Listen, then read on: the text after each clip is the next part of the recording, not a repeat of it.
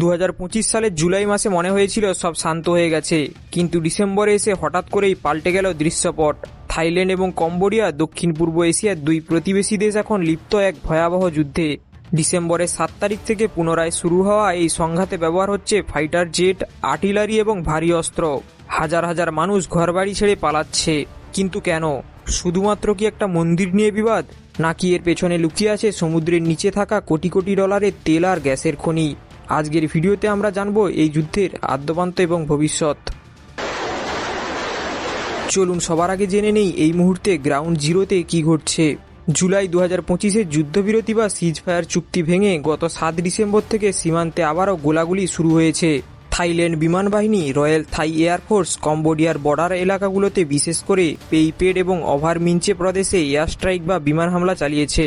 Thailand দাবি করেছে তারা কম্বোডিয়ার রকেট লঞ্চার এবং মিলিটারি ঘাঁটি লক্ষ্য করে হামলা চালাচ্ছে। অন্যদিকে কম্বোডিয়া অভিযোগ করেছে যে এই হামলায় সাধারণ নাগরিক এবং বেসামরিক ইনফ্রাস্ট্রাকচার ধ্বংস হয়েছে। দুই পক্ষই সীমান্তে প্রচুর সেনা মোতায়েন করেছে এবং পরিস্থিতি এখন পুরোদস্তুর যুদ্ধের রূপ নিয়েছে। এই বিবাদের শেকড় কিন্তু অনেক গভীরে। মূলত দুটি প্রধান কারণে এই দুই দেশ একে অপরের দিকে বন্দুক তাক করে আছে।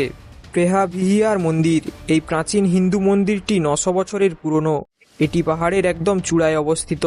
1962 সালে আন্তর্জাতিক আদালত ICJ রায় দিয়েছে যে মন্দিরটি কম্বোডিয়ার অংশ, কিন্তু মন্দিরে ঢোকার প্রধান রাস্তা এবং আশেপাশের 4.6 বর্গ কিলোমিটার এলাকা থাইল্যান্ড নিজেদের দাবি করে। এই ছোট এক টুকরো জমি নিয়েই দশকের পর দশক ধরে রক্তপাত হয়ে আসছে।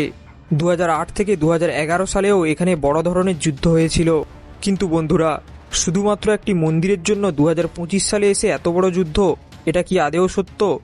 বিশেষজ্ঞরা বলছেন আসল ঘটনা অন্য জায়গায়, আর সেটা হলো সমুদ্র। থাইল্যান্ড উপসাগর বা গল্ফ অফ থাইল্যান্ডে অবস্থিত কোহকুত নামের একটি দ্বীপ এবং তার আশেপাশের সমুদ্র সীমা নিয়ে দুই দেশের মধ্যে বিশাল বিরোধ রয়েছে। এই এলাকার সমুদ্রের নিচে আছে প্রায় 10 ট্রিলিয়ন কিউবিক ফিট প্রাকৃতিক গ্যাস এবং তেল, যার বাজার মূল্য কয়েক বিলিয়ন ডলার।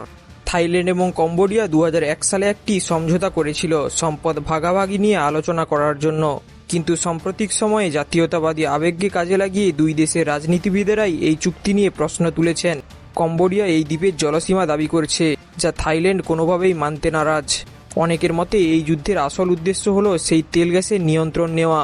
এখানেই শেষ নয়, এই যুদ্ধে জড়িয়ে আছে বিশ্বের পরাশক্তিরাও। চীন কম্বোডিয়ার সবচেয়ে বড় মিত্র। কম্বোডিয়ার সামরিক বাহিনীতে চীনা অস্ত্রের প্রভাব বিশাল। চীন চাইছে এই অঞ্চলে তাদের প্রভাব বজায় রাখতে। থাইল্যান্ড আমেরিকার দীর্ঘদিনের মিত্র।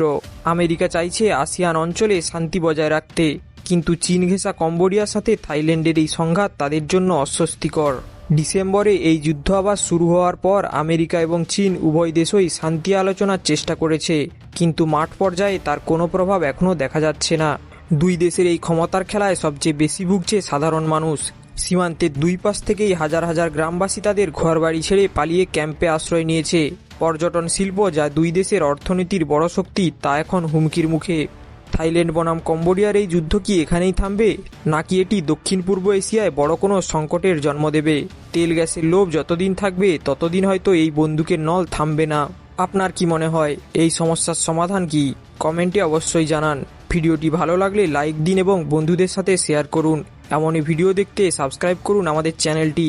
আবারও দেখা হবে অন্য কোনো ভিডিওতে। ধন্যবাদ।